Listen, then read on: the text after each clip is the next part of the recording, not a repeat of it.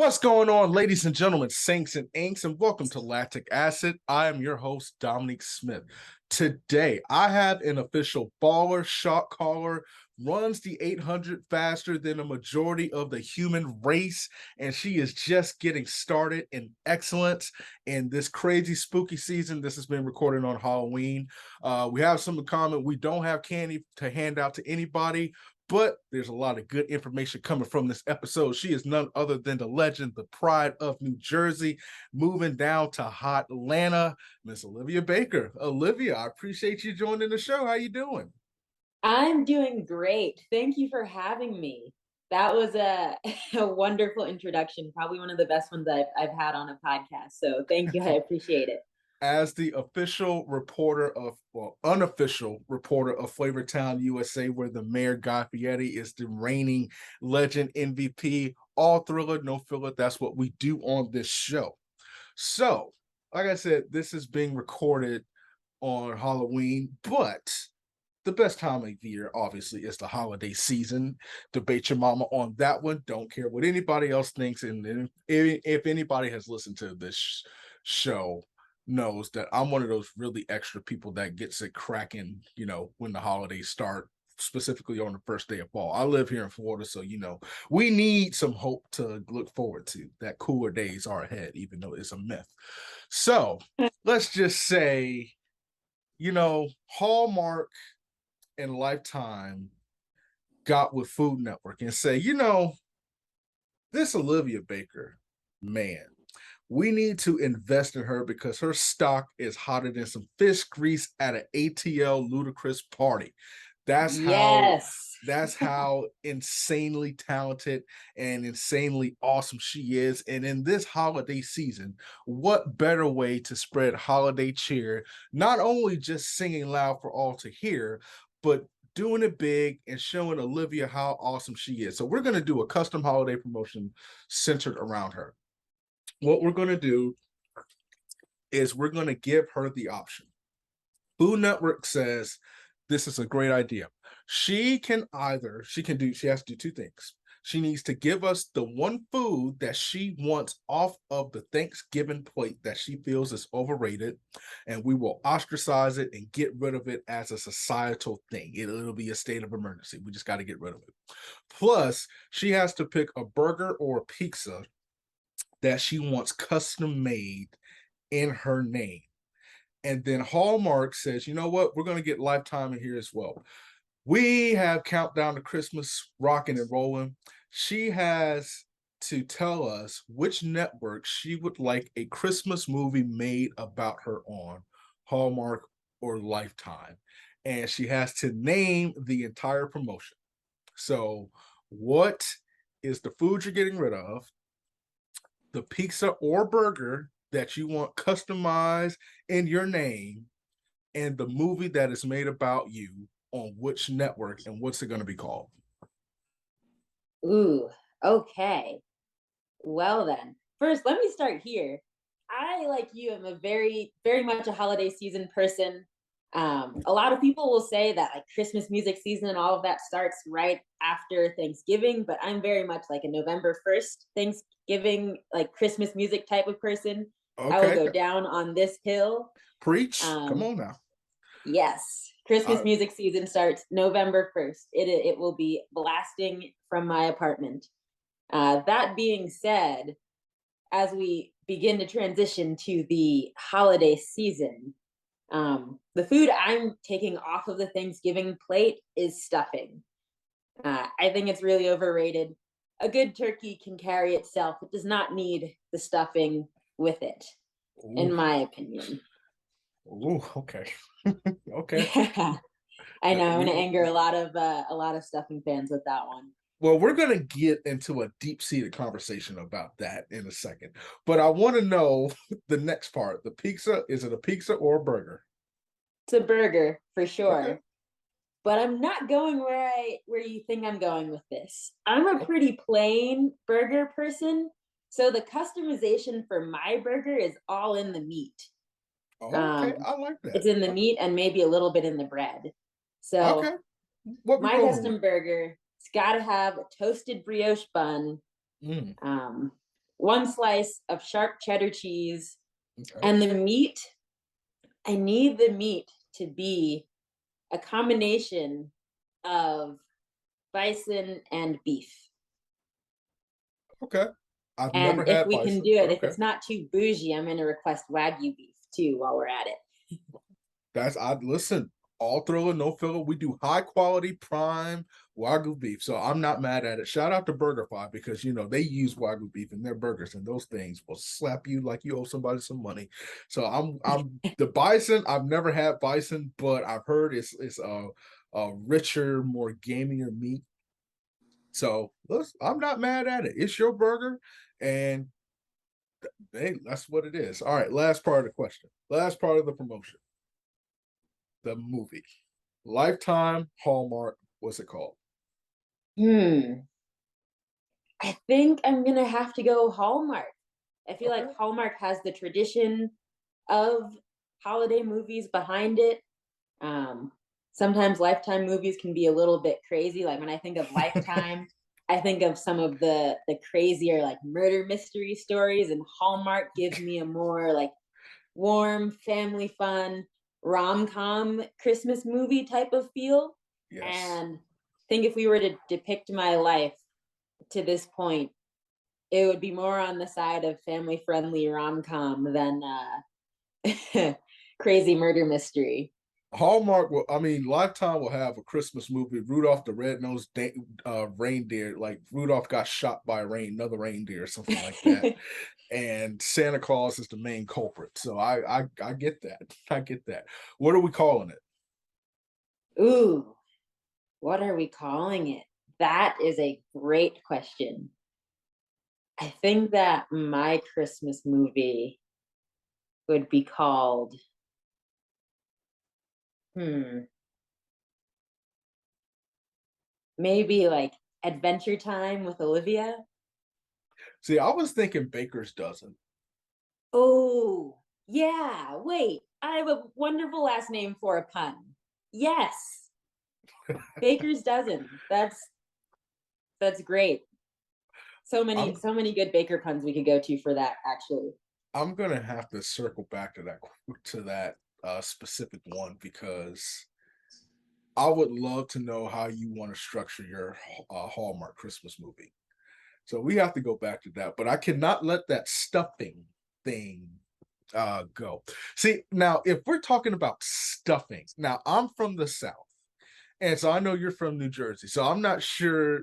You guys are more stuff. See, we call it dressing, cornbread dressing, and so if you're just talking about plain stuffing, I'm with you, girl. Like stove, put that. Kevin Hart would say, buy another pack of stovetop and throw them both in the trash.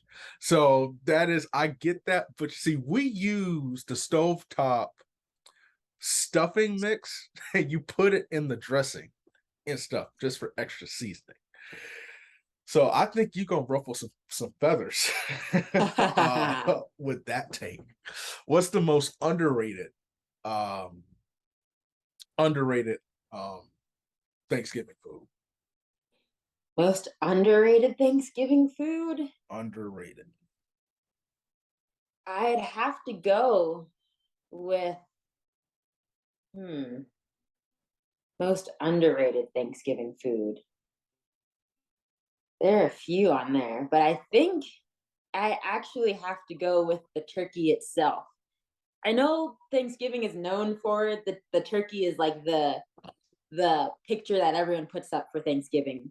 But I feel like a lot of people don't like turkey because they say it's too dry, or you put in the turkey and it's dry. And I get that criticism, but a well cooked turkey, That's it right you there. really can't beat it on Thanksgiving. A fried turkey, a roasted turkey that hasn't been roasted too long, there's nothing better. That's the key right there.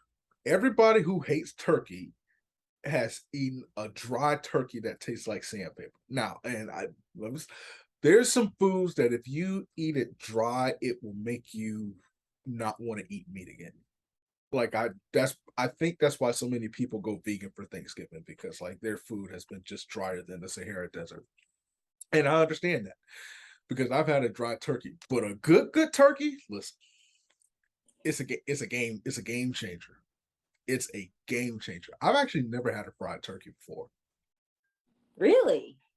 I've never had a fried turkey, and I've always been curious. Like, do you get that crunch like you get with fried chicken or uh everything? Yeah, we always, ours is in the oven, so that's interesting. And I've seen too many bad things happen with fried turkey. Like I've seen too many people you know, get on, they got caught on fire, and I'm just not trying to be in that statistical number. Yes. um, I don't blame you on that one. so if y'all know how to fry turkey, email me at lacticacidpodcast@gmail.com and we'll work out a payment plan to get that sent to the area. But let's move on to some track and field. You are balling out in one of the toughest events in track and field. So before we get to it, it's on my mind. Which race gave you the most pain afterwards, the 400 or the 800? Because you specialized in the both. Oof. Think I think I would have to say the 800. Yeah. Okay. Um, it's Mm, definitely, at least the 400, I'm only dealing with mostly the lactic. But the 800, not only do I have to deal with the lactic, but I have trouble catching my breath afterwards too. yeah. It really is. It hits both systems, anaerobic, aerobic. So yeah, definitely the 800. Oh, those interviews, those post race interviews have to be brutal. Like, and then like it was so bad just watching the stadium how they set it up in Eugene. You had to walk upstairs like right after the race. I was like, oh my goodness. Like those poor people. Like, can you put an escalator there like instead or something like that? But I was always just Yes, yeah, please. It's yeah. so far. It's It's just like so far. I know it's like 5 or 6 steps, but it's just you might as well be going, up like 6 or 7 floors or stories. Mm. I felt the pain like just watching the TV. I'm like, listen, it ain't. It's only a few $1,000. Just put in a nice escalator and just let them ride up the up the stairs. But no, you had a great season. Like you balled out for real. 158, and you're inching closer to just total domination. Already made a name for yourself on the scene. And just the way you race is just like a storytelling. It's like a Hallmark movie. And it's not even like those Hallmark murder mysteries, and those Hallmark murder mysteries aren't even that scary. It's just like, you know, still silly, but it's like poetry in motion. How much confidence did you build and did you gain from last season as you're in your off-season phase now heading into next year? Definitely a lot of confidence. Um, I think something that last year showed me is that I really can run some of the more strength based workouts. Mm. Coming into Before moving to Atlanta, I was more of a 400, 800 runner. I think last year, my coaches and my teammates really helped me embrace more of the 800, 1500 side of things. And while Mm. I would say I'm still far from an 815 runner, having that extra strength and seeing how it impacted my racing has really given me a lot of confidence. And now, several weeks into the fall, I can already feel myself building on top of that base that I laid last year. So do you think you're gonna, venture into the 1500 game? Um, maybe not anytime soon. That's for Okay. sure. I may run a few for training purposes, but I don't think that it'll be an event that I'll be looking to compete highly in for a few years. Yeah, we'll put that event on layaway and just not just not worry about it because that's a different beast on its own. But you talked about the strength, moving to the strength based workouts for more of the speed based workout. And I did read, kind of how it was a transition. How did you shape your mentality to attack it and gain confidence from it? Because it shows up in your running. I think that a lot of it came from my coaches, having those conversations. I'm grateful to my coaches for allowing me to ask a lot of questions because a lot of the training was completely new to me. Um, and sometimes the newness of it all can produce doubts. But Yeah. anytime I had a doubt, I could always go to my coaches and say, "Hey, how is this going to like? What is the goal of this particular workout, or what can I expect this particular workout to help develop?" Um, and so part of it was really being able to ask questions, and then the second part came from executing in the race.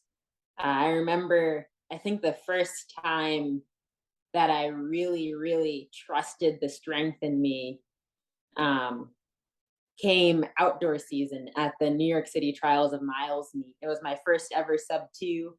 And I remember we went out fast. We came through 457 on a rainy night in New York. And when we got to 300 to go, I just remember a little voice in my head saying, "No, like, go now, push it." And in that moment, I really leaned on my strength because normally I would wait until 200 meters or 150 to really make a kick. But in that moment, I really leaned on my strength and said, "No, I'm gonna trust it here. I know that I'm stronger, that I can sustain this kick," and just went for it and was rewarded with that first sub two, that personal best, and a lot of confidence knowing that I'm prepared now to run even faster, to kick even further out in my races. Yeah, your kick is lethal. Like, if no, I'm not gonna make that comparison, but it's like a if you ever watch Cristiano Ronaldo kick, I have actually Justin Tucker from the Baltimore Ravens. That dude can kick to the moon and the stars, and that's kind of your kick in the 800. Um, Obviously, it seems like you've developed so much, with the transition to Atlanta.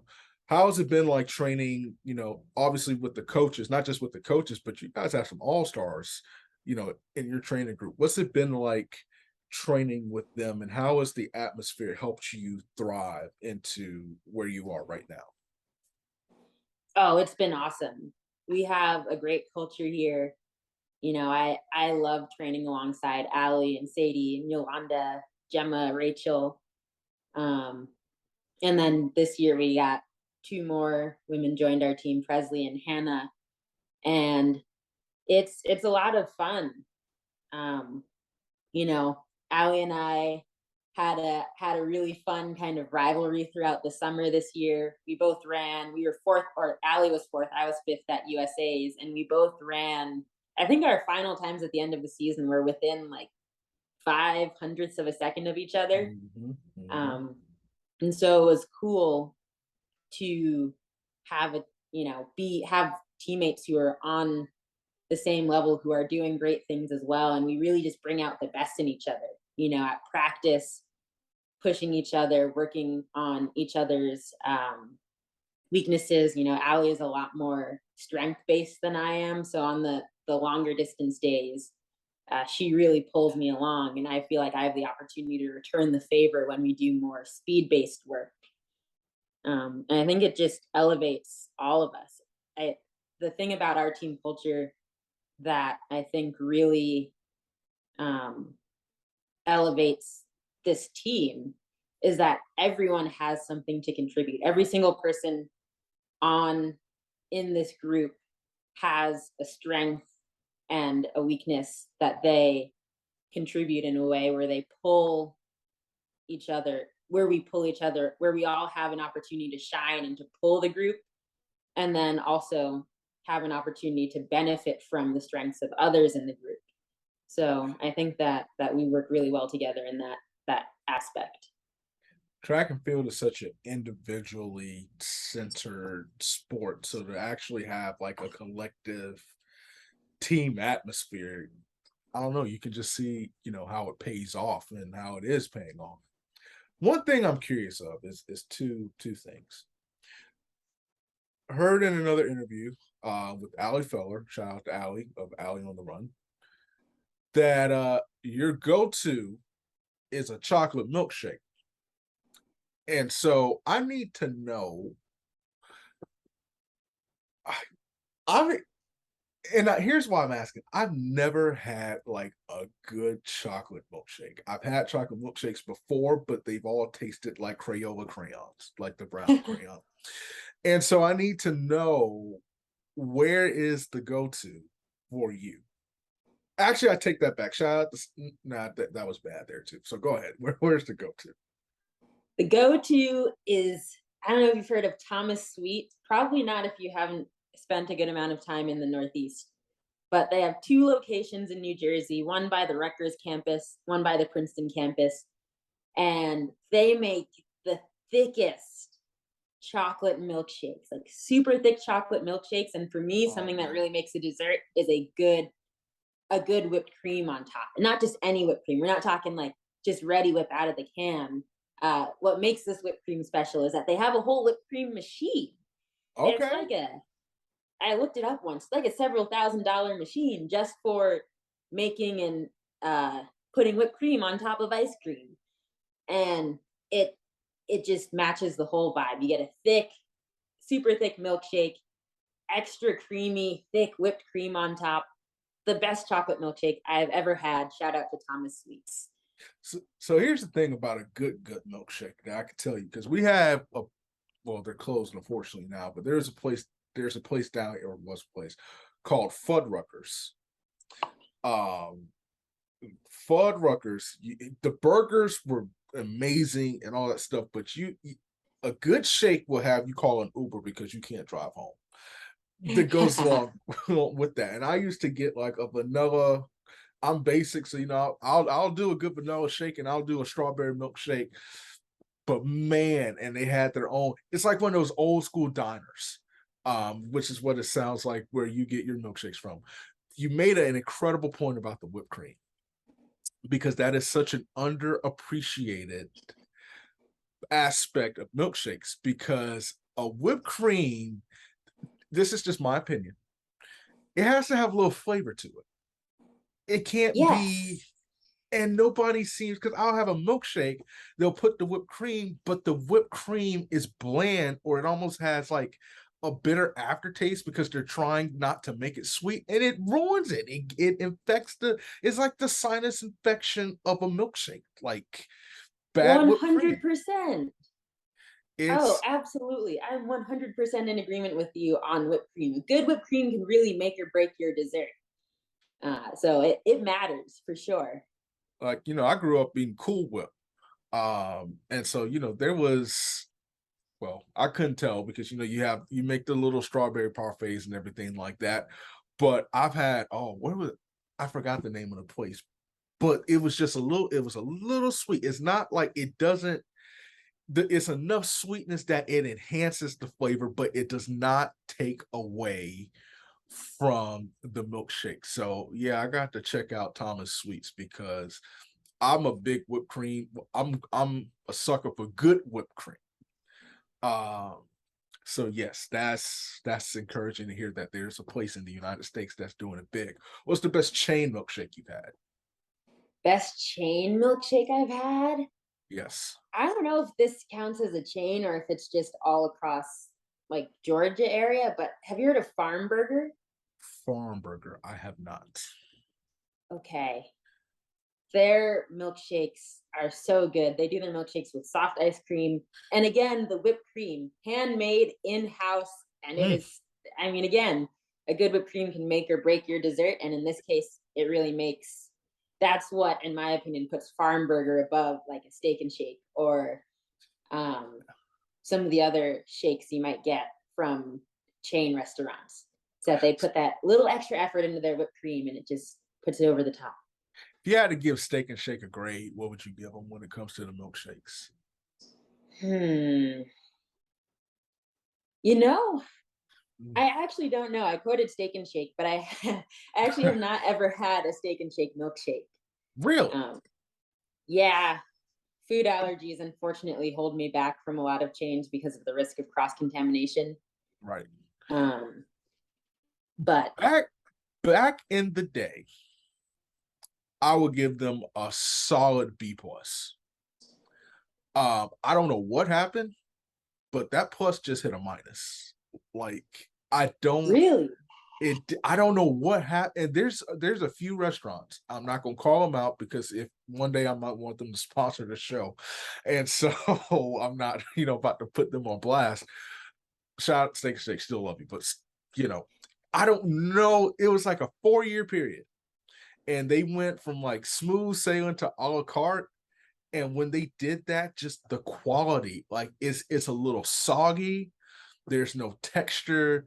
Like I don't want to drink a milkshake like a soda or like some water. So yeah, they went from plus to minus, but there's a place down here, I'm sure they have them in Georgia, called PDQ. They Hmm. sell, ooh, this is a scorching take, but I'm gonna say it with my whole chest. It is way better than Chick-fil-A. Uh, I know those are fighting Nice. words, but I stand 10 toes tall on that statement. It is way better than Chick-fil-A. The chicken's better, it's fresher. They have chicken tender subs in the summertime with this Parmesan crusted bread. You can't eat but one a month, but still. But they have such incredible milkshakes. And for like a chain, like the whipped cream is not as thick, it's nice and smooth. It's like the top of a sweet potato pie, like that kind of smooth texture. I'm telling you, it's lit. It for a chain restaurant, it is lit. But when I heard that, I was like, listen, I've never had a good chocolate shake. Like like a good chocolate shake. So it sounds like unless I go up to the Northeast, that trend is going to continue. Um, but that's okay. Oh man. Well, you gotta try it. Next time you're in New York or New Jersey, make a stop at Thomas Sweets. You will not regret it. I promise that's the first stop. We're gonna go get some pizza and and a chocolate milkshake. I promise you that. Also, I didn't hear this, but I read it. You were originally thinking about, pausing track and becoming like the next low-key lit doctor of the world. Um, and so obviously you made the right choice because, like I said, you're killing it right now. Um, but what made you, and what is the motivation, when you're done about, going to the medical field? Yeah. Um, I've always been interested in medicine. I mean, since seventh grade frog dissections. Oh Um, boy, you really must have loved medicine because oof, I remember dissecting frogs and yeah, it wasn't that bad, but yeah, that I'm glad that shout out to the frogs. yeah. I mean, just learning about the biology, the anatomy of the human body and how it works, experiencing that as from the viewpoint of an athlete, as well as getting to study it in lab settings, has really made me interested in it. And then the other part of it is that, I want to do something after track where I think I could do a really good job. I think I would be a good doctor, and serve in where I could serve a community, um, and particularly, underserved communities of color is Yeah, where I would want to um, to serve as a doctor, because I think that there's just a lack with the prices that health insurance comes in at right now, and there's just a lack of access to good yes. medical care. Um, and so, if I could play a small role in increasing that access, I think that it would be really beneficial to the community, and something that I would be good at and enjoy as well. My mom and I, we have some great doctors, and I would say 95% of them are African American doctors. And that's not to say, we're not, making this an overly racial thing, but there are some things that are true, and I didn't know that. So I have a doctor, Curtis Weaver. Shout out Dr. Weaver. Um, he is my cardiologist. And so I don't have, so for those listening, I'm not in any risk or I'm not in any trouble. But when there's certain things you need to stay on top of and everything. But when I went to see him, especially, if you have a family history, like, we do, you just want to get started young. You need to learn as much as you can. But it opened up my, because he said things like that I just didn't know, like, okay, in African American men, this is more, proficient, and these are some of the symptoms that you will have, compared to your counterparts. So I think, that's a huge thing, because there's a lot about, our health for whatever reason, that, somebody like you can explain, because you understand it more. Because and then you have, a better understanding of how the human body works as an athlete, and that could really help a lot of people. So I actually think that's really dope. Are you talking about like a surgeon, or like a general physician, or a specialist, or? You know what? I feel like I change my mind every other day on this. Coming out of college, I thought that I would want to be a neurosurgeon, or something that really piqued my interest in school was the intersection between um, medicine and engineering. So maybe working Mm, in a field like prosthetics, okay. or in like veteran care, something like that. Um, but being an athlete and dealing with injury, I've also developed an interest in orthopedics. Okay. Um, I could also see myself in primary care, similar to you. Um, I grew up with almost all of the doctors I went to were doctors of color. My dentist, my primary care physician, dermatologist, all of them, pediatrician, all of them were doctors of color. Most of them were black. Um, and I remember the impact that had on me, seeing someone who looked like me in that profession and helping me believe that I could do that too. And so I think that primary care also has a special place in my heart for that reason as well.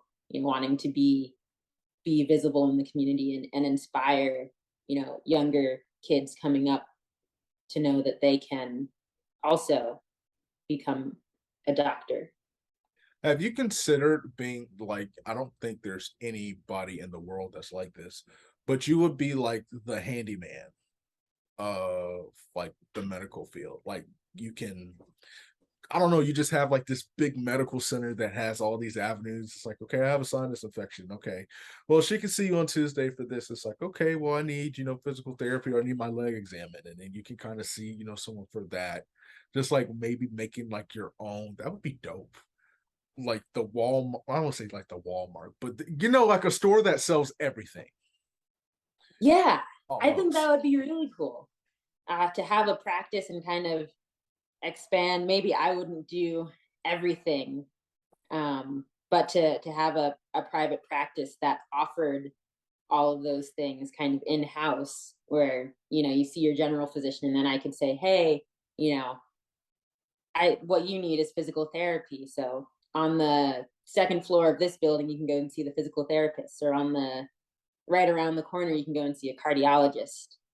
Um, I think that would be, yeah, that would be a really cool thing to get together and do. But to your point, I think the closest thing to maybe a jack of all trades type doctor might be uh, like someone in urgent care, because Yeah. you really never know who's going to walk in the door on a given day in urgent care. You could see anything from like a sinus infection or a really weird virus or bacteria to a physical injury, someone who like cut off a finger or something. And you have to be prepared to handle all of those situations. So, I mean, maybe I've urgent care. Urgent care seems like it would be an interesting medical profession to be in as well. Probably like the most similar thing that you could find running an 800. I imagine. We will get back to the medical stuff towards the end. But what are three things that people do not know about Olivia Baker? Ooh, three things that people do not know about me. I guess one, I'll go with my go-to fun fact, which is that I know how to ride a unicycle. Oh, Um, that is that's awesome. Thanks. Yeah, I went to a sleepaway camp throughout the end of elementary school and into middle school that had a circus attached to it. And I got to learn a bunch of circus disciplines, but I think my favorite might have been either the flying trapeze or the unicycle. Oh, that's big time. Okay. All right. I'm down with that. I can roll with that. What are the other two? Oof.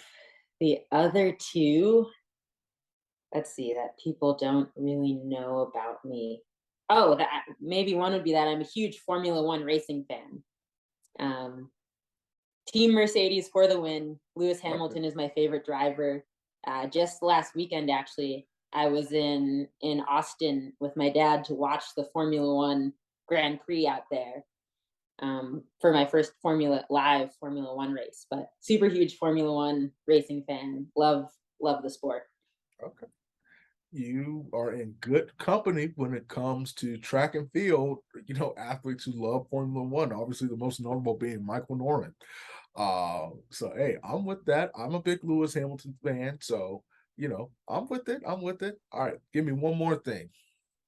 Okay, one more thing that people don't really know about me. Hmm. Let's see. Maybe it's that I really like board games.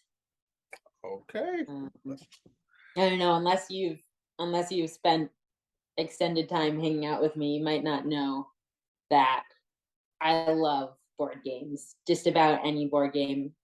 Monopoly, Settlers of Catan. I recently learned Ticket to Ride.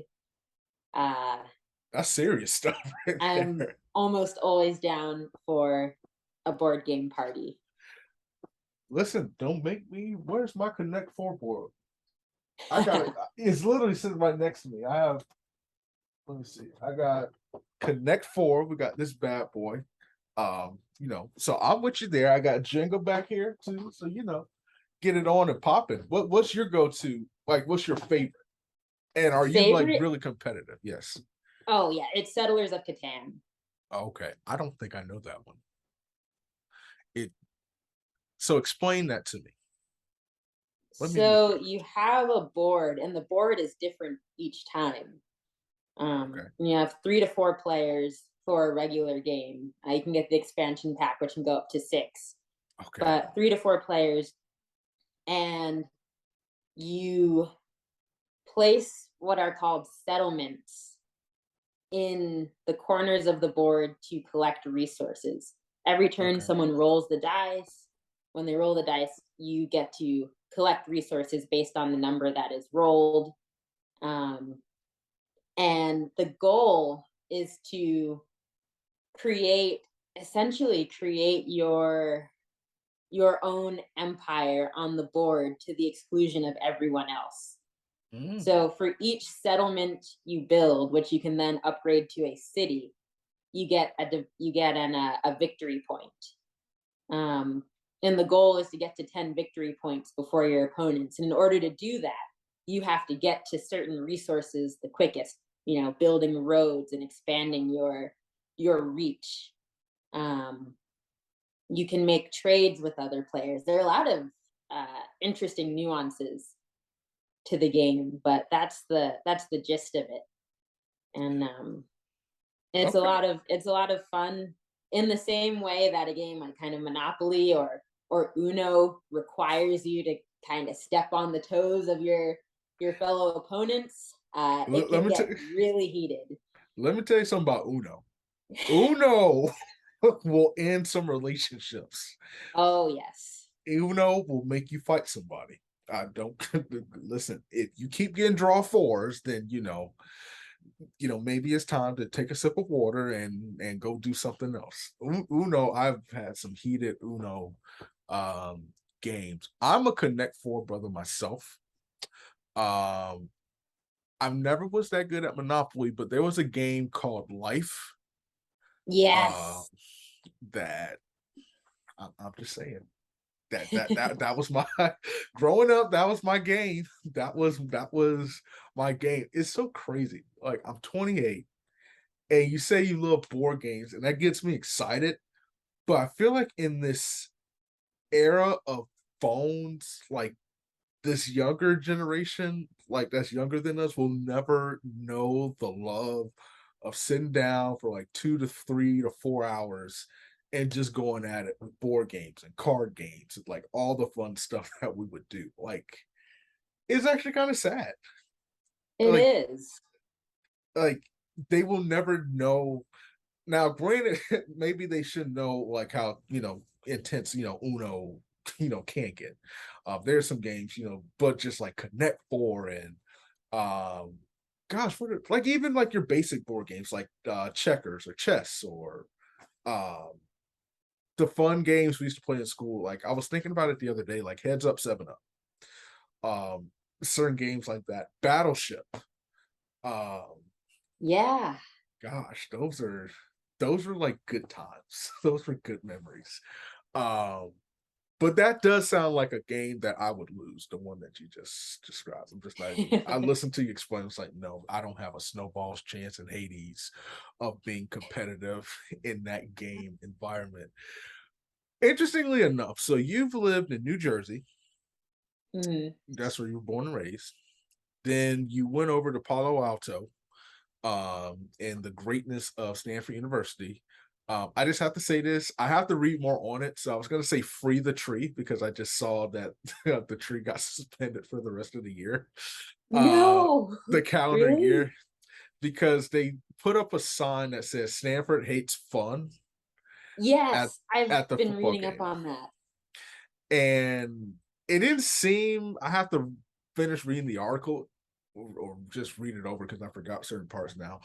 But it didn't seem like it was too big of a deal, but apparently it rubbed some people up at Stanford the wrong way. And so they like suspended the Twitter account for the rest of the calendar year or something like that. I was like, Wow. that's bad, man. Like you got to get more people at the games, and the tree was like it's the tree. So yes, free. Yeah, we love the tree. Oh my gosh. So free him. Yeah, free the tree. But you went out there, and then you were in Texas, the home of Sandy Cheeks from SpongeBob the Squirrel, and then you're now in Atlanta. So my question to you: which place, which demographic has the best food? Ooh, wow. That is tough. I had some good food everywhere. Um, There can I only be one. think if I had to choose, it's got to be Atlanta because Okay, I'm a big fan of soul food. my girl, right there. Yeah. And the soul food in Atlanta is unrivaled by any other place that I have lived to this point. Um, Texas barbecue is a very very close second. Um, I love me some good barbecue, and I have not had anything like the barbecue I had in Austin, Texas, anywhere else that I've lived. So that's a close second. But some of the soul food places I've been to in Atlanta have just been so good. Atlanta's a different city. Just being at the Atlanta airport for too long. Like I've never seen an airport have a Popeyes in it. And that thing is just it's like you don't know if they're catching a flight or they're trying to get a two-piece. Um, but mm, and they have like soul food restaurants there too. I call them knockout plates. So everybody knows that I am a fried chicken fanatic. I have a show built on fried chicken. That's a YouTube exclusive series. And so, soul food, from a cultural standpoint, is like in our DNA. But what is your, I call it a knockout. I call it a knockout plate. that you eat it and then you just out. What is your what is your knockout plate? What would that be made up of? Oof. My knockout plate. Actually, this is what I order. I don't when I go to I don't know if you've heard of Pascal's. It's I supposed to have heard of be Pascal's. okay, yeah. They have a location in the Atlanta airport, but the location outside of the airport by Mercedes-Benz Stadium is the place to be. Okay. Um and so when I go to Pascal's, my favorite thing to order, it's gonna be the fried catfish meal. Ooh, Um, she went catfish. I like that. yes, the fried catfish. I'm gonna get a side of some wings to go with that, chicken wings. Um, and then I'm gonna get the macaroni and cheese, the corn, an extra piece of cornbread. Yeah, and um, don't come at me for this one, but I'm also gonna get some fries on the side. I'm not mad at that. I'm not mad at that. Um I'm all for starch based meals. So I'm not mad at that. I love that you said fried catfish because that is now, for me, I will mix it up, but I will listen. There's a couple places down here. There's one place called Nikki's Place. It's an old school soul food place. Oh, we've had some, unfortunately, some in Orlando. The good ones have shut down. Um, but mine is it's not even a plate. They put it in that plastic white container and everything like Mm-hmm. that. That's how I know it's good. And then they put the paper on top, and that's where the meat goes. But for me, I'm getting 2 pieces of fried chicken, or down here we do a lot of tilapia, but I prefer Mm-hmm. catfish or flounder. One of those two. You got to go with the macaroni and cheese. And here's why I trust you. I don't trust people who say mac or mac and cheese. You have to pronounce it by its government name, macaroni and cheese. So I'm rolling with the macaroni and cheese. I have to do some candy yams. You Okay. cannot forget about the candy yams. Usually, and this is where, and you're gonna come at me for this. So if you have cornbread dressing, I will get that. But if not, I will settle for yellow rice. Um Hmm. and stuff. So it's either because that's the base. And then we don't do cornbread. We do a lot of cornbread muffins here. So, I'll do me a muffin, or I'm a biscuit brother. I do love a good biscuit. I do love a good biscuit too. I'm with you Uh, on that one. yeah, and some collard greens. Okay. I see you Um, sneaking the vegetable in there. so that's collard greens or the old school green beans. Those are or the two that has the ham hocks in it and Mm-hmm. stuff like that. But no, but the thing is, if I get catfish, I will get what I just said with catfish as well. But catfish and shrimp, fried shrimp, those are the two that I am more likely to get some fries with. Um, and Mm-hmm. I'm guessing in Atlanta you guys do crinkle cut fries. Um, Depends on the place. Oh, I'm trying to think. I don't think the fries at Pascal's were crinkle cut, but I'm with wow. you on the crinkle cut in general. Like if I'm gonna get fries with a meal, I do want them to be crinkle cut. I do agree. Crinkle cut, or I can even do like steak fries, like the thicker cut, or even potato wedges if we want to go there. Ooh, Uh, see, I cannot do I cannot do a potato wedge. KFC ruined it for me. Because KFC, this is old school. Everybody listen, you're getting a lesson here. KFC used to have potato wedges. And those things, I'm telling you, if you threw one of those wedges at a car, it would break a window. Like that's no. that's how hard those wedges were. And those potatoes, like they were so rough. And that just ruined the wedge game for me. But I'm with you on those steak fries. I don't like a hard steak fry. Like steak fries are the ones where I can't eat them crispy. Like Hmm. I don't know why. Man, Pascal's. I've seen them at the airport, But you see, I'm a little cautious about. I can't eat that and go on the plane, and Yeah. stuff like that. But next time I'm there, I got to try Pascal's, but just everything the soul food related, like even the Chick-fil-A has, I don't know what season they put on it, but it's not like the Chick-fil-A's down here. Like I taste some mildly seasoned salt in that chicken sandwich. And so I'm like, whoever compliments to the chef. Um, but you eat wings with the catfish? Did I hear that right? I do, yeah. I always, when I go to soul food places, it's hard for me to decide between whether I just want to go with the catfish or I want to go with the chicken. And one of the things Pascal's will allow me to do is get both. So I'm like, Wow. a little bit of catfish, a little bit of chicken. It's what I like. Now, here's the thing about soul food. There's two kinds of wings that we eat.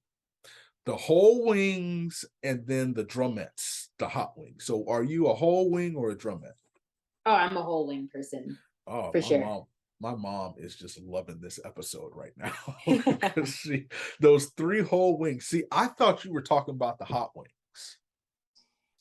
Okay, No, I'm talking whole wings. we got to make a deal. I got a show called A Bucket of Track Talking Fried Chicken.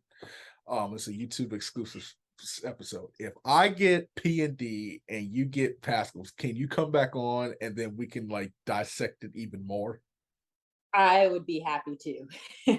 Okay, we're gonna have to do that before the season really gets cracking. And that's like off limits because now I'm hungry because that made me happy. Um, Barbecue. So I've been to Texas. I was in Houston. I did not like that barbecue. Now, I don't I will say this: Texas is not known for pork and pulled pork, but oh boy, that was the best pulled pork I've had in my 28 years of existence. What did you make? And maybe it was I'm guessing it was probably the place that I went to. Um, but what was like your go-to barbecue plate? I had somebody come on. I did a when I was working for another company, and so he had a rule. And the rule was you get two meats and three sides. And Mhm. so what's that looking like for you? Yeah.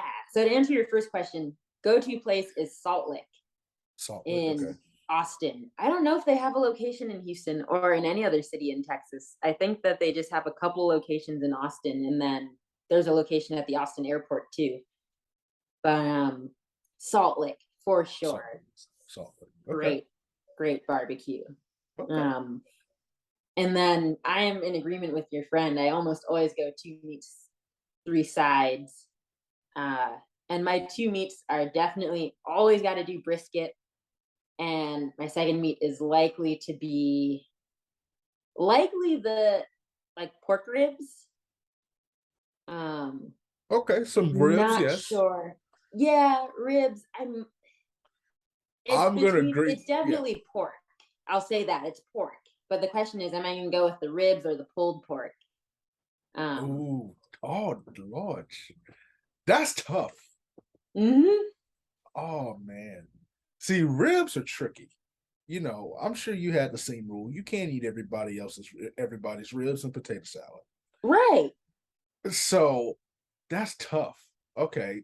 So let's just say pulled pork because that's the safer bet. It is the safer bet. I agree with that. Pulled pork Uh is the safer bet. It's hard to mess up some pulled pork. yes. Now what are the I went to a coffee shop that sold pulled pork and that was my first mistake. So but what are now this is a tough one because soul food sides and barbecue sides are different. What are the three barbecue sides? See, and I'm glad you made that distinction because while I would get macaroni and cheese at a soul food place, I would almost never get macaroni and cheese at a barbecue place. Can't Nope. do it. Nope. Nope. Nope. Nope. Nope. Nope. Nope. No. I'm glad you said that. So this is a PSA. If your barbecue place, unless they sell some fried chicken and collard and all that stuff on the side, don't get it. No. No. So So now that we've determined that nonsense is gone, what are your three? And the bread can count as a side. Okay, yeah, I was gonna say because the Texas toast is definitely one of the sides, and I Okay, do count that as a side because it's a lot of bread. it is. Two more. Um, oof. Second side, it's probably gonna be fries. I almost always get French fries. I You really have like to. French fries. You have to. Um, and then third side, oof, that's a tough one. It really depends on where I am. It That. could be baked beans. Mhm. Um, I'm not a huge fan of coleslaw, but sometimes it comes with the coleslaw side. Um, We might be hmm. related. Honestly, gosh, because I'm in agreement. Listen, mine is literally almost the same as yours. Pulled pork, brisket, or I will do sausage. For whatever Mhm. reason, I'm doing that, and it's baked beans and French fries, Nice. and and Yes. and Texas toast, or yeah, that's mine to a T. Like that's crazy. That's But this last one I have to ask you, and then we'll move on. What's the food? What's the barbecue meat that you do not consider barbecue that they sell? Like if they said, you know what, we can do without this. Um, what is it? What is it for you? Because everybody can cook stuff and Sure. they'll say it's barbecue. Yeah. I think for me, that meat that I don't really feel like it's barbecue, it's turkey. So, I went to a barbecue place the other day, and my dad would be upset with upset about that because he doesn't eat red meat, so he's always happy when they have turkey at a barbecue place. But I just don't feel like turkey is a barbecue food. mm-mm. You know? It's because here's the thing. Because people talk about, yeah, there's a nice smoke ring and all that stuff. I'm like, that's just weird to me. That means we're eating barbecue on Thanksgiving. Now, Yeah, granted, yeah. exactly. So, granted, my family does that. I will cook some pulled pork myself to go along with everything else. But that's like, I can't do it. That's like trying to force macaroni and cheese, as a barbecue thing. Like, because there's this, you could smoke everything. Everything can go in the smoker, and that's true. Because Hmm. like I've had smoked green beans, that has like a smoky texture to them. Would I eat it again? Absolutely not. Wouldn't feed it to a dog. But um, like no, I feel like we should exclude turkey and give more praise to like burnt ends. Um, Mm. the good burnt ends. Um, but I'll be honest with you, I have not had a good rib in years. And if anybody listening, now I make some good ribs, but if anybody listening knows anyone who sells them, please let me know. Please let me know because my brother is struggling. And some of those ribs at certain places are like, the Bible calls them wolves in sheep's clothing because they'll Yes. they'll look so good and then they will be just the worst things you've ever had in your entire life. When you are not checking out the food scene in Atlanta or training, what is life like for you? Life is like, well, I do a lot of reading. I run when I'm not running or checking out the food places. I actually work for the Atlanta Track Club office. Okay. I run Atlanta Track Club's official book club. It's called Runners Who Read. We read running based or running related, loosely running related books. And I write a weekly blog with some discussion questions. And then at the end of the month, I actually get to sit on the other side of the mic and do a podcast with the authors of these books. That's And actually dope. it's been a lot of fun. Um, it has definitely been a learning curve, learning how to speak from the other side of the mic. But it's been cool getting to know a lot of the authors who wrote these books and hearing about their running careers. We do a lot of running autobiographies. Um, we've done some self help books too, and most of the time, because of the Atlanta Track Club name, we've done a good job of getting the authors to come in and chat with us and do a moderated book club discussion. So I think that's really what takes up most of my time outside of running. That's actually really, really cool. Like, where can the people find that? I have to put the link for that. Yeah, it's online on the Atlanta Track Club website. If you go to www.atlantatrackclub.org runners who read, or sorry, / runners who read. And you can see all my blogs posted there for each book that we've read, and links to the podcast at the bottom of those blogs, the Runners Who Read podcast, Who's been your with those I'm sorry to cut you off. discussions. Yeah, I'm yeah, go sorry to ahead. cut you off. Who's No been the worries. favorite person that you've got a chance to chat with? Favorite person I've gotten the chance to chat with is probably, have had a lot of good conversations. I think I would say it was Alexi Pappas. Okay. We read Bravey, and I got to chat with her at the end of that month. And we just had a fun, free flowing conversation, kind of like this conversation. It was just fun. I felt like I was, of course, I prepare and I have notes for my podcast, but I felt like we just kind of chatted, and a lot of people came and watched, and people asked questions in the question box, and we had a good time. That's actually really cool. I actually need to check that out. And I encourage anybody who's listening to check that out too, to read and to listen, because it sounds like you guys are like covering some really good topics that can help a lot of people, and it's just pretty much entertaining. It's a good form of entertainment. Mm-hmm. Reading, I don't, maybe this is bad. I don't know the last time I sat down and read a good book.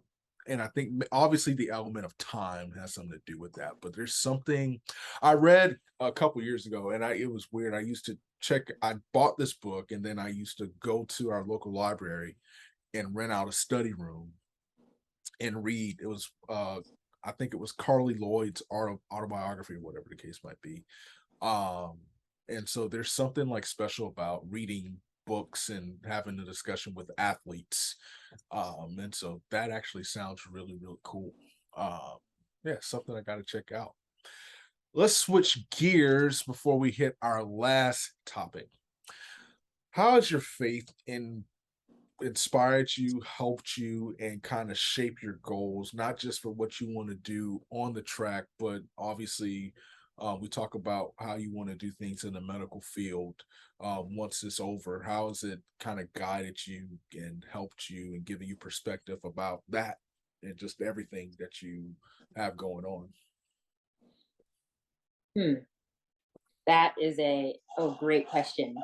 And I think that having faith in Jesus Christ has really been the reason that I'm running.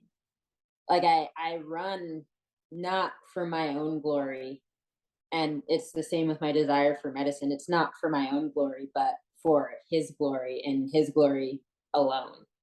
um it's my hope that people would not see me, but see the talent that he's placed in me, and not praise, me for that and for those accomplishments, but praise him, and turn their eyes towards him. And if by the end of my running career that some people are inspired and would do that, and would be drawn to Jesus Christ, um, through this running career, and through my hopefully future medical career as well, um, it would mean more to me than any accomplishment I could ever achieve on the track.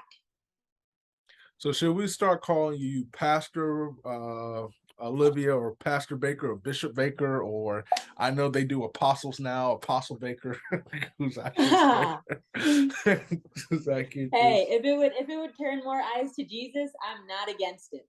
okay, well, listen, I'm thankful to have Bishop Olivia Baker on the show, just dropping wisdom, and that's great perspective, because it kind of, I don't know, it takes the pressure off of yourself, and then it points it into the right direction. When you talk Mm-hmm. about helping others like in the community, and you're talking about, track and field and the things that you deal with over the years and over the experiences that you've had, how has it shaped what you want to do?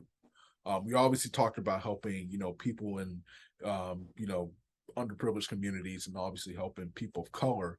And you talked about as an athlete, the human body and how that, uh, you know, piques your interest. But you also look at the state of the world, and there's a lot of problem solving in track and field that goes on. There's a lot of risk and a lot of rewards. But how has all of that kind of culminated to be like, what, this is helping me, you know, this is helping shape the direction that I want to go into, and this is giving me confidence that I can do it. Does that make sense? Does that question make sense? Hmm. You're asking how have my life experiences in Basically, running and in the community and in school and coming up and learning about medicine shaped the direction that I want to go in the future, correct. And how is it giving you confidence? and how's it given me confidence? Um that's a great question. That's a really big question. Uh Take your, like and it's like we say in church, take your time, let the Lord use you, let him have his way. You're yeah, you're fine. yes, I am saying that prayer right now. Um well, I think that like I said, I referenced growing up and having doctors of color and having that and the ways that that has colored my view and wanting to serve in that community and both both serve and inspire in those communities. And I talked about how, um, or I didn't talk about how running um, has also been sort of a source of encouragement in some ways. Um, hmm,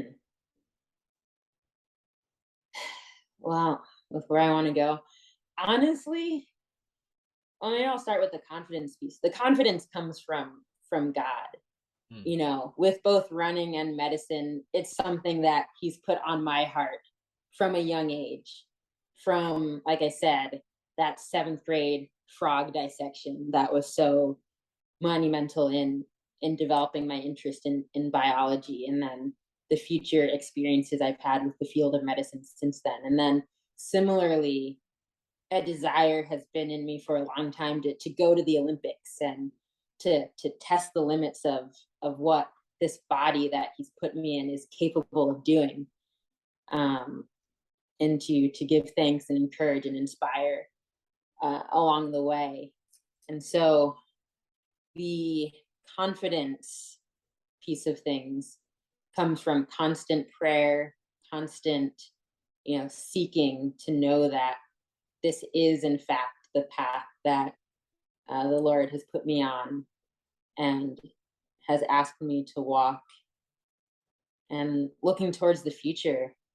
Um, that's really all I can ask is going forward, making sure I keep my eyes set on the Lord and ask Him to just continue to show me. And right now, the path that He has told me to take day by day, step by step, is the one to continue running. And then, when the time, I trust that He'll let me know when the time comes to apply to medical school again, and uh continue to walk that road. Or if He has something completely different for me, I don't know yet, but um I trust that He'll reveal that to me in due time.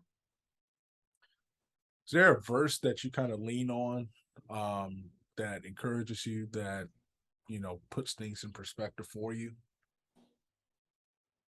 Hmm. I have a few of them, but I think if I had to choose one, it would come out of, I want to say this is Proverbs 5:1, which would be trust in the Lord with all your heart, lean not unto your own understanding.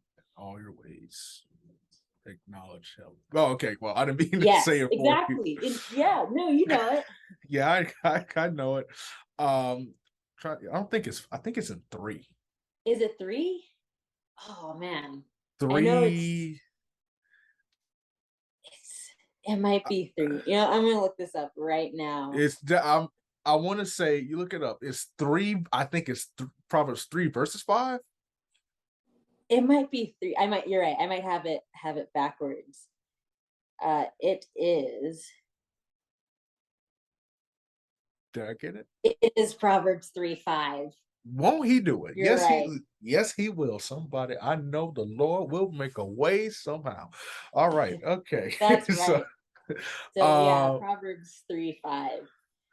Um, last, yeah, last question. What advice or encouragement would you give to someone who is, I don't, everybody's journey is different, but they can look to you as a source of inspiration. Obviously, how you look to Jesus as the source of your inspiration. But what advice would you give somebody on this path similar to yours? well, this is cliche, but the path to success is not straight. There are ups and downs. There are going to be bumps in the road. Um, but you know, if you persevere and you continue to trust, and for me, that looks like just standing on the rock that is Jesus Christ through the highs and the lows, and continuing to show up, continuing to stay consistent. Um, that you'll reap the rewards on the other end, whatever that might look like. And I really try to show that on Instagram as well. I'm committed to posting about every single race that I run, no matter the outcome. And I had some bad ones this past year. I think in general, most people, and myself included, would characterize this season as a success and a breakthrough. Um, and it's cool to have run sub 2 9 times, but people also very quickly forget, and I'm thankful for the forgetfulness in the sport. But I also ran I ran 205 or worse, um, 3 times last year between indoor and outdoor. Um, and I talk about that too. Yeah. You know, there are I ran 158 and had great successes. I also ran 206 and blew up, and both of those things were part of this journey, in what would generally be considered a really successful season. And in both, there are opportunities to learn and to grow.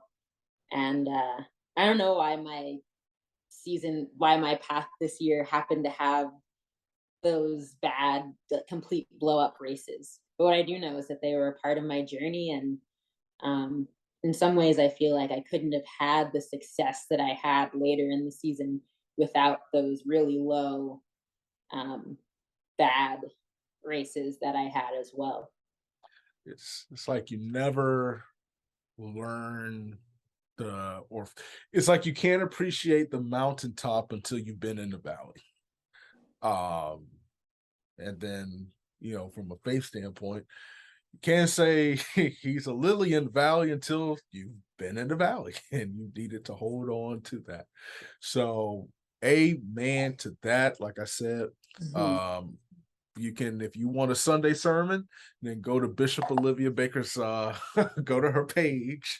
All we just need to do is just add a little organ and everything, and well, maybe that's just how I grew up. But yes, definitely a good word for encouraging times, a good word of encouragement for these times. But you have survived the interrogation process known as the general interview. Now it's time for the good stuff. We have this last segment called Down the Home Stretch. I'm going to ask you a few rapid fire questions. I want you to answer them to the best of your ability. If I interrupt you to ask you to elaborate on your answers, it does not count against the time. If you do not answer these questions in a good, fast time accordingly, I really don't care. It's not a big deal. It's all love. It's all fun. Like I said, all thriller, no filler, no pressure, none whatsoever. Are you ready? I am ready. Let's do If it. if there was a food that you had to live with and the food that you could live without for the rest of your life, what would they be? Live with, it's scrambled eggs. Hmm. Live without, tomatoes. Amen to that. I'm telling you, Olivia and I might be related because I hate tomatoes. Listen, send it down to hell with the devil. I'm with that. I am with that. If they came to you and said, since you are going to have a movie made about your journey through Hallmark Countdown to Christmas, you get a chance to pick the actress that you would like to portray your character. Who are you rolling with? Hmm. I'm going to go with Amanda Stenberg. I've never heard of her. Yeah, Okay. from The Hate You Give. I don't know if you've seen that movie. I have not seen that movie, It's but I probably the have. one that she's best known for. I'm kind of a nerd when it comes to the movies and stuff like that, so I will have to look that up. But hey, let's get that going, Hallmark. I know you're listening. Well, I Well, hope you're people listening. tell me we look alike, so I feel like I'm gonna have a biopic. I should pick someone Look, who I'm told is my celebrity lookalike. okay, fair enough. I'm not mad at it. All right, let's keep it moving. If there was somebody who could narrate your 800 race, your best 800 race, or any race in general, who are you picking? Narrate. Morgan Freeman. That would be interesting. That would be interesting. He would make that entertaining. All righty. So let's do this. What is your dream vacation spot? Dream vacation. Oof. It's probably it's a beach somewhere tropical. I'm gonna say I haven't been to the Bahamas, Okay. but I feel like that's it would be a beach in the Bahamas. Dream concert to attend. Hmm. Okay. This one, I'm a huge Taylor Swift fan, and I've never been to a Taylor Swift concert. So definitely Taylor Swift. What's the best song on her latest album? Latest album, it's Maroon for So sure. I'd say I actually have been to a Taylor Swift concert. A friend got me tickets, and we went way back in 2013. I'm not the biggest Taylor Swift fan, but I will say this: she puts on a great show. So, T Swizzle, we got the hook homegirl Olivia up. Let's get that athletes discount going. And Yes, everything. please. So that's what we're gonna do. What's the best era of television? I'm not a huge TV watcher, and so I'd have to say this era actually, mostly because ooh no, I'm gonna take that back. I'm gonna say that it is mid 2000s cartoon era.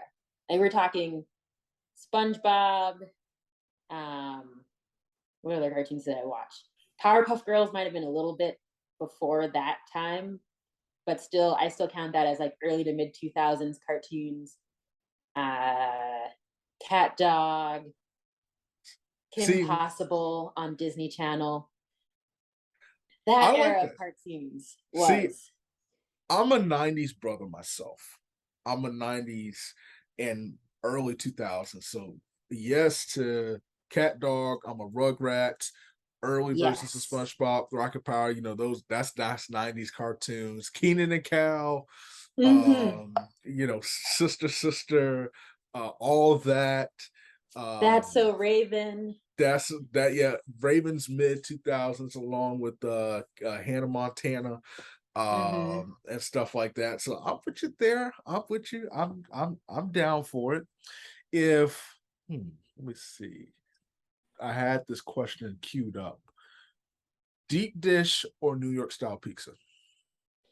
New York style for Okay. sure. What's a custom pizza looking like for you? Custom pizza. Well, like I said, I don't like tomatoes, so it's gonna be straight cheese for me, and the custom is gonna be in the different cheeses. I like a good four cheese Bianco pizza. Um, and it's definitely gonna have to have some white cheddar, some mozzarella, some ricotta for texture, and then fourth cheese.